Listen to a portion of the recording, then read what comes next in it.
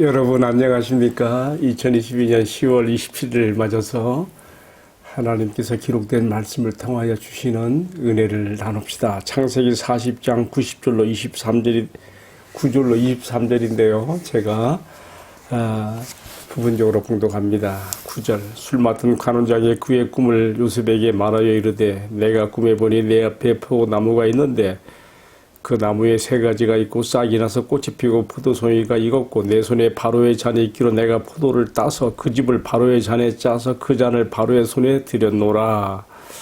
자, 이어지는 말씀 이제 여기에 대한 요셉의 해석입니다. 12절 요셉이 그에게 이르되 그 해석이 이러하니 세 가지는 사흘이라. 지금부터 사흘 안에 바로가 당신의 머리를 들고 당신의 전직을 회복시키리니 당신이 그 전에 술 맡은 자가 되었을 때 하던 것 같이 바로의 잔을 그의 손에 드리게 되리이다. 당신이 잘 되시거든 나를 생각하고 내게 은혜를 베풀어서 내 회장을 바로에게 아뢰어 이 집에서 나를 건져 주소서. 그런데 어떻게 됐을까요? 이 술 맡은 관원장이 요셉을 잊어버립니다. 마지막 구절을 봉독하겠습니다. 21절 바로의 술 맡은 관원장은 전직을 회복하며 그가 잔을 바로의 손에 받들어 드렸고 또 굽는 관원장은 매달리니 요셉이 그들에게 해석함과 같이 되었으나 술 맡은 관원장이 요셉을 기억하지 못하고 그를 잊었더라. 아멘. 자, 봉독한 이 말씀을 중심으로요, 때로는 사람에게 잊혀지는 것도 은혜다 하는 제목으로 말씀을 나누려고 합니다. 사실은 꿈과 바른 해석이라는 제목을 달고 싶었는데 오늘 이 본문의 말씀 마지막 구절이 굉장히 여운으로 닿아져요.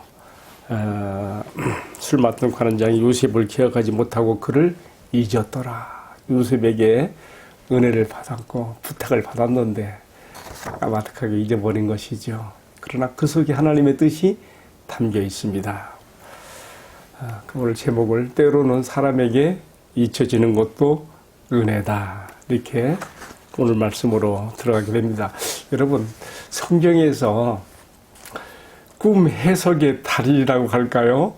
달인이라고 하니까 자기가 뭐 잘나서 이렇게 잘하는 게 아니고 하나님 편에, 하나님 입장에 서서 바르게, 정확하게 꿈을 해석해주는 두 인물이 있다면 저는 단연코 요셉과 다니엘이라고 말하고 싶습니다. 정말 그들의 꿈은 정확했습니다. 요셉이 지금 오늘 본문에 나온 대로 감옥 안에서 바로 왕의 두 관원장에게 해주는 꿈이 그대로 적중하였고 또 2년 후에 바로 왕에게 이제 불려가게 되어서 바로 왕의 꿈을 해석하는 것도 적중하죠. 또한 다니엘 역시 비록 바벨론의 포로로 잡혀간 신세가 되었지만은 거기서 느부갓네살의 꿈을 해석해 주는 것들이 역사의 장래에 일어날 일들인데 다 정확하게 이것이 성취되는 거 아니겠습니까? 자, 중요한 것은요, 통역할 때 바른 통역이 필요한 것처럼 꿈에 대한 해석도 하나님께서 어떤 사람들에게 장래사를 가르쳐주기 위해서 꿈을 주셨을 때에 하나님 편에서 하나님의 입장에서 그 꿈을 주신 하나님 입장에서 바르게 해석해 주는 것이 필요한데 오늘 우리가 요셉에게서 그 모습을 보게 되는 것입니다. 자, 여러분 이 꿈 얘기 두 개 나오죠. 첫 번째는 뭡니까? 술 맡은 관원장이 말하기를 내가 꿈에 보니 한 포도나무가 있고 세 가지가 나오는데 거기서 싹이 나고 꽃이 피고 열매를 맺더라 말, 포도송이가 맺혔더라 말이에요. 내가 그것을 따서 내가 바로 왕의 잔에 그 즙을 짜서 왕에게 드려놓으라. 요셉이 여기 대해서 어떻게 해석을 했어요? 여기서 세 가지는 사흘이다. 당신이 사흘 안에 다시금 여기서 석방이 되고 당신의 관직을 회복하게 되어 이전에 했던 일을 다시 하게 될 것이다. 그대로 되지요. 우리가 20절에서 볼 수 있어요. 이 꿈 해석이 있은 지 3일 후에 바로 왕의 생일인데 그의 신하들을 위해서 잔치를 베풀 때에 이 시위대장의 옥에 갇혀있는 술 맡은 관원장, 똥 굽는 관원장도 다시 불러내지요. 그래서 요셉이 해석한 그대로 술 맡은 관원장이 관직을 다시 회복해서 바로의 손에 포도잔을 드리게 되는 것이, 반대로 떡 굽는 관원장은 어떻게 됐습니까? 이 사람은 술 맡은 관원장이 자기 꿈을 얘기하고 요셉이 해석을 아주 질조로 잘 해주니까 자기도 자기 꿈 얘기하잖아요. 내가 보니 꿈에 내 머리 위에 광주리 셋이 있는데 맨 울광주리에 흰떡이 있는 광주리 세 개가 있는데 맨 울광주리에는 바로 왕에게 진상으로 올리는 각종 음식 구운 것들이 있었다. 그런데 새들이 와서 그것을 먹더라.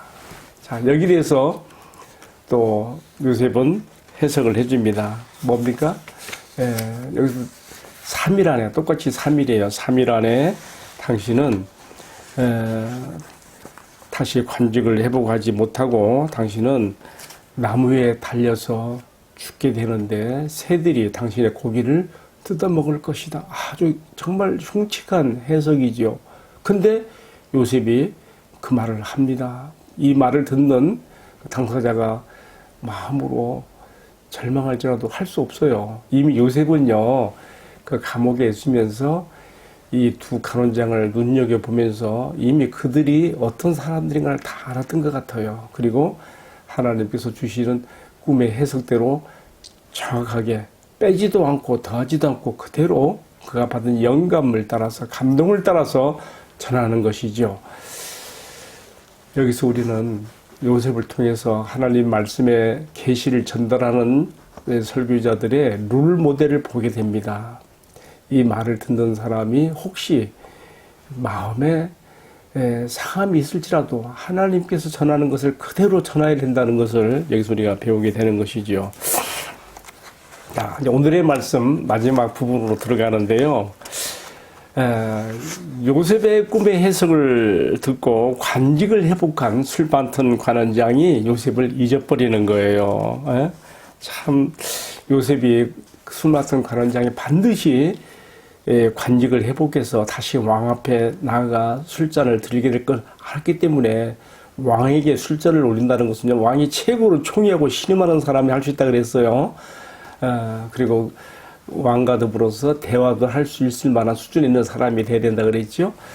이 정도 사람이면 지금 시대 대장의 감옥에 갇혀 있는 요셉 하나 거기서 나가게 해주는 것은 문제도 아니지요. 그래서 요셉도 부탁한 거 아니겠어요? 당신이 잘 나가게 되거든 나를 생각하사 나에게 은혜를 베풀어서 나로 하여금 이 집에서 나가게 만들어주세요. 그런데 어떻게 됐습니까?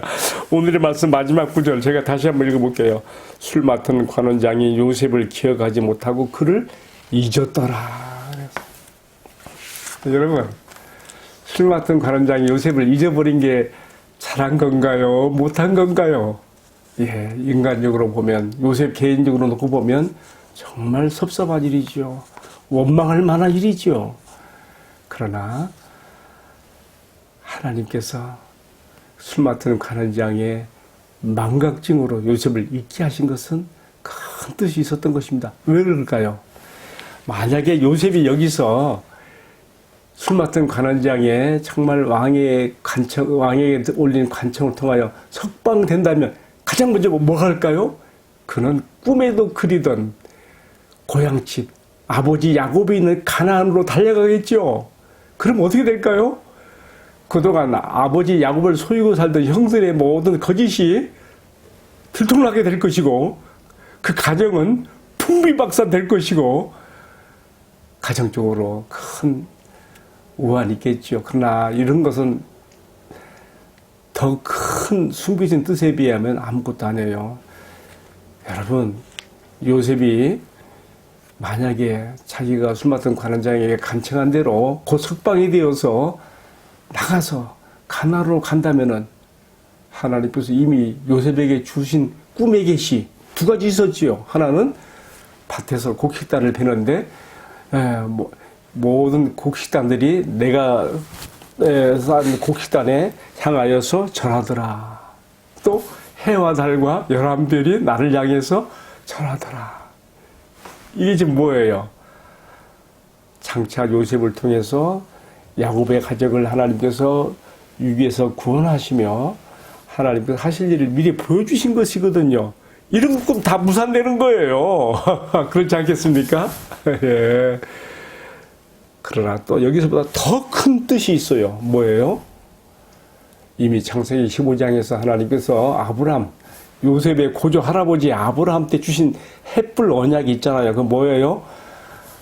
아브라함이 그때 참 자식도 하나도 없고 가나안 땅도 자기 것이 아니고 참 이방인들이 살고 있고 내가 정말 이 땅이 나에게 주어질 것, 나와 나의 후손에게 주어질 것을 무엇으로 알리까? 그리고 내게 지금 자식이 하나도 없는데 내 자식이 하늘의 별같이 많아질 것을 내가 어떻게 알리까? 하나님 그때 나를 위하여 3년 된 암염소, 염소, 또 이렇게 새 이런 것들을 중간을 쪼개어 마주대하고 제사를 드려라. 햇불, 그래서 하나님께서 햇불로 저녁 어두워질 무렵에 지나갔어요. 내가 너에게 한 약속을 내가 지킨다는 언약의 표시로서 그 당시 고대 근동지방에서 언약의식 행할 때 쪼개진 동물 사이로 사람이 지나감으로써 이 약속을 지키지 아니하면 이 책임을 이렇게 내가 쪼개지는 그러한 책임을 져야 된다고 하는 아주 엄중한 의식이죠. 그때 하나님께서 뭐라고 약속했는가 하면요. 너의 후손이 이방 땅에 가서 크게 번성할 것이다. 물론 처음에는 잘 나가다가 후에 400년간 종살이 하게 되는 일이 있을 것이다. 그러나 그것이 하나님의 계획이 왜냐하면 그 가운데서 하나님의 부족, 씨족 중심의 단위의 이 야곱의 가족이 어떻게 돼요? 국가 단위로 크게 팽창되게 많아지는 그러한 역사가 있는 거 아니겠습니까? 여러분, 고조 할아버지 아브라함 때에 이미 아브라함, 이삭, 야곱 때 이르러서 하나님께서는 가족이 애굽으로 내려갈 것을, 그래서 애굽에서 크게 번성할 것, 이미 구속사의 진행에서 다 그렇게 지금 계획이 있는 거예요. 만약에 요셉이 술 맡은 관원장의 그러한 간청을 통해서 석방되어서 가나안으로 가버리면 하나님의 이런 계획, 구속사의 계획들은 다 뭐가 되는 거예요. 그러니까 술 맡은 관원장이 요셉을 잊었더라고 나오는 것이 개인적으로는 심히 섭섭하고 원망도 할 만한 일이지만 하나님께서는 더 크고 놀라우신 큰 경륜을, 목표를 가지시고 지금 요셉을 단번에가 아니라 한 단계 한 단계 점진적으로 이끌고 있다는 것을 우리가 여기서 배우게 되는 것입니다. 자, 오늘의 말씀 적용으로 들어갑시다. 여러분, 우리가 하나님 앞에 우리의 소원과 간구를 기도로 올립니다. 때로 우리가 참 내가 기도하는 것들이 쉬이 이루어지지 않고 너무 더디게 보이며 때로는 낙심할 때도 있지요. 그러나 오늘의 말씀에서 요셉이 개인적으로는 섭섭했을지 몰라도 하나님께서 그를 향한 놀라운 크신 계획과 경륜을 가지고 있기 때문에 우선은 섭섭할지라도 술 맡은 관원장이 요셉을 잊게 하심으로써 더 좋은 일이 2년 후에 바로왕이 꿈을 꾸게 돼가지고 그때서 술 맡은 관원장이 아차 하고 깨닫고서 감옥에 있는 요셉을 불러 올리게 되는 것이죠. 하나님의 때가 있는 것입니다. 자, 이제 오늘의 말씀을 마치겠습니다. 여러분, 때로 우리의 가는 길이 참 더디고 답답하고 앞이 보이지 않고 요셉이 계속 감옥에 더 2년을 있어야 되는 것처럼 어려울 수가 있습니다. 그리고 내가 사람들에게 잊혀지고 은혜 받지 못하는 것 같은 그러한 슬프고 안타까운 나의 상황이 될 수도 있습니다. 그러나 잊지 마세요. 요셉이 잊혀진 것 같은 그때에도 하나님 나와 함께 하지 않는 것 같고 내가 사람들에게 잊혀진 것 같은 그런 상황에서도 하나님은 여전히 함께하고 계셨으며 더 큰 놀라운 계획과 경륜을 가지시고 그의 삶을 이끌고 있었다고 하는 것, 요셉을 통해서 오늘 하나님께서는 그의 사랑하시는 자녀가 된 우리 한 사람 한 사람, 독생자 외아들까지 아끼지 않으시고 내어주시기까지 사랑하는 그 자녀된 우리 한 사람 한 사람의 인생과 삶에 대해서 이렇게 우리를 이끌어 가신다는 것을 마음에 꼭 기억하고 주님을 바라보는 믿음 가운데 힘차게 살아가시기를 간절히 축복 올립니다. 기도하겠습니다. 하나님, 때로는 내가 소원하는 것들이 즉각적이며 쉽게 이루어지지 않는 것 때문에 답답하고 불신하게 되며 원망하는 마음이 생길 때도 있습니다. 그러나 오늘 말씀을 통해서 내가 잊혀진 것 같고 내가 은혜 받지 못하는 것 같고 내 상황이 답답한 가운데 있는 것조차도 우리 하나님께서 나를 잊으신 것이 아니고 나를 버리신 것이 아니고 내가 사람들에게는 혹 잊혀진지 몰라도 우리 하나님께서 더 큰 계획과 경륜 가운데 이끌어가고 있다는 것을 배웠습니다. 이 믿음 꼭 붙잡고 승리하는 신앙과 삶이 되도록 축복해 주옵소서. 모든 말씀을 존귀하신 우리 주님 예수 그리스도의 이름으로 기도 올리옵나이다. 아멘. 예, 마쳤습니다. 감사합니다.